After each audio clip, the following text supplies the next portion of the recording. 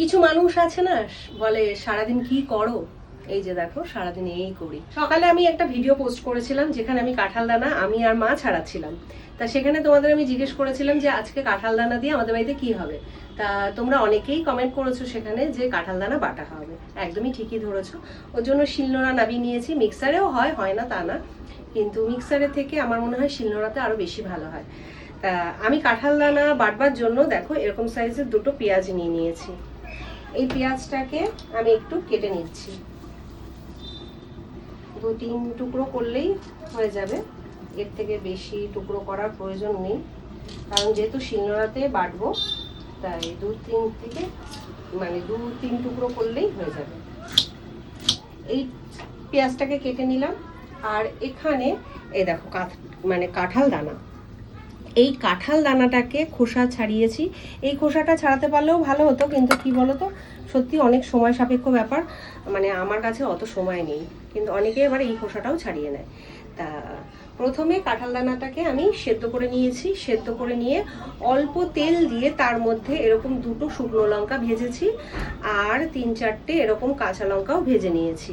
তারপর কাঁঠাল দানাটাকে দিয়ে আবার একটু কাঁঠাল দানাটাকেও ভেজে নামিয়ে নিয়েছি। এইবার যেটা করব সেটা হচ্ছে প্রথমে আমি শুকনো লঙ্কাটাকে বেটে নেব।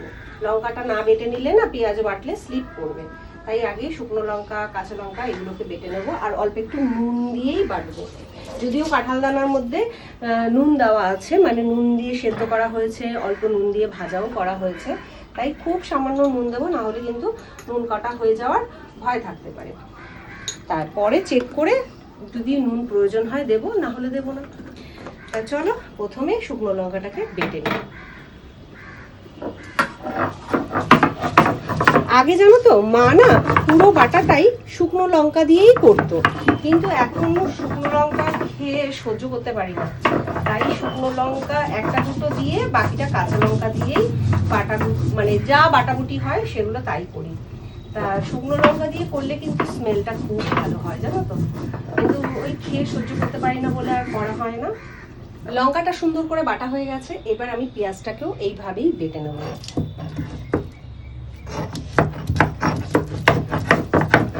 বাটা হয়ে গেছে, আমি পেঁয়াজটা একটা পাত্রে তুলে নিচ্ছি, না হলে না কাঁঠালের দানাগুলো বাটতে অসুবিধা হবে।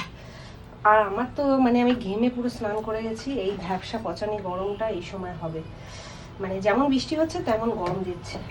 তাই এবার কাঁঠাল দানাগুলো নিয়ে এবার কাঁঠাল দানাগুলোকেও বেটে নেব সুন্দর করে। তা এইভাবে একটু প্রেস করলেই কিন্তু হয়ে যাবে। এই দেখো সেইভাবে কিন্তু আর কিছু করতে লাগে না। এইভাবে একটু প্রেস করে করে আমি কাঁঠাল দানাগুলোকে সব কটাকে বেটে নেব। আর বেটে নেওয়ার পর তারপর আমি আবার আসছি। কিছু মানুষ আছে না, বলে সারাদিন কি করো। এই যে দেখো সারাদিন এই করি। তা খুব খারাপ লাগে যখন বলে যে সারাদিন কি করো। তা তোমরা এই কথাটা শুনে অনেকেই আমার অনেক ভালোবাসার মানুষ বলবে যে সুস্মিতা এত পাত্তা দাও কেন। পাত্তা দিই না, কিন্তু কিছু কিছু ক্ষেত্রে না কথাগুলো বলতে ইচ্ছা করে, কারণ কিছু না বললেও হয় না। তা আমি তো তাও যেটুকুনি যা ঘর সংসারের কাজের মাধ্যমে আমি তোমাদের সাথে ভিডিও শেয়ার করি এবং সমস্ত কাজটাই একা হাতে সামলাই। তারপরে যার যেরকম পছন্দ সেরকম রান্না বান্নাও করি, ভাগে ভাগে রান্না করতে হয় রীতিমতো। এক তরকারি ভাত কোনোদিনই কিন্তু আমাদের বাড়িতে হয় না। তা যাই হোক, তোমাদের সাথে কথা বলতে বলতে আমার দেখো কাঁঠাল দানাগুলো বাটা হয়ে গেছে। খুব মিহি করে বাটবার প্রয়োজন নেই, এরকম হলেই কিন্তু যথেষ্ট। জাস্ট একটু প্রেস দিয়ে পেশাই করে নিয়েছি। কাঁঠাল দানাগুলো আমি একটা পাত্রে তুলে নিচ্ছি।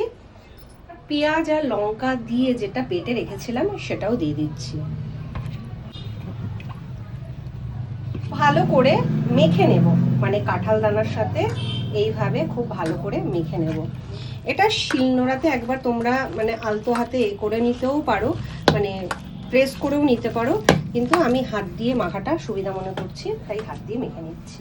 আমার মাদের দেখতাম কি করতো, প্রথমে ওই মশলাটা বেটে রাখতো, তারপরে কাঁঠাল দানাটা প্রেস করতো, করে মিক্স করে এবার এইটাই একটু এইভাবে আলগা আলগা আলগা আলগা আলগা করে মিশিয়ে নিত, তারপর আবার হাত দিয়ে মেশাতো। তা সেই যখন হাত দিয়ে মেশাতে হবে আমি হাত দিয়ে মিশিয়ে নিই। তা এইভাবে মেখে নিলাম, ব্যাস আমার কাঁঠাল দানা বাটা কমপ্লিট।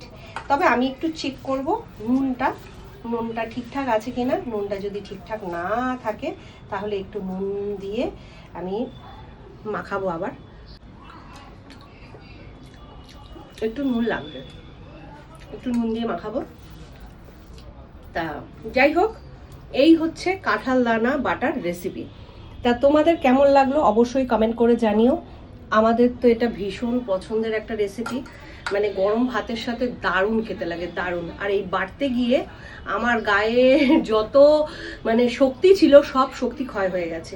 আসলে অভ্যাস নেই, অভ্যাসের দাস তো আমরা। আর গরমটাও চরম লেভেলের পড়েছে। তা শুধুমাত্র তোমাদের সাথে রেসিপিটা শেয়ার করব বলে এত হাঙ্গামা করলাম, না হলে কিন্তু আমি করতাম না। তাহলে কিন্তু ফটাফট হয়েই যেত।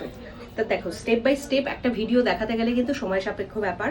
তা আমার অলরেডি অনেকটা বেলাও হয়ে গেছে, এখনও অনেক কিছু কাজ রয়েছে, সেই কাজগুলো সারবো। তা তোমাদের এই কাঁঠাল দানার রেসিপিটা কেমন লাগলো অবশ্যই কমেন্টের মাধ্যমে জানিয়ে যেও। আর কারা কারা বাড়িতে একবার ট্রাই করবে সেটাও আমাকে জানিও। আর কারা কিভাবে কাঁঠাল দানা বেটে খাও সেটাও জানিও। চলো, টাটা।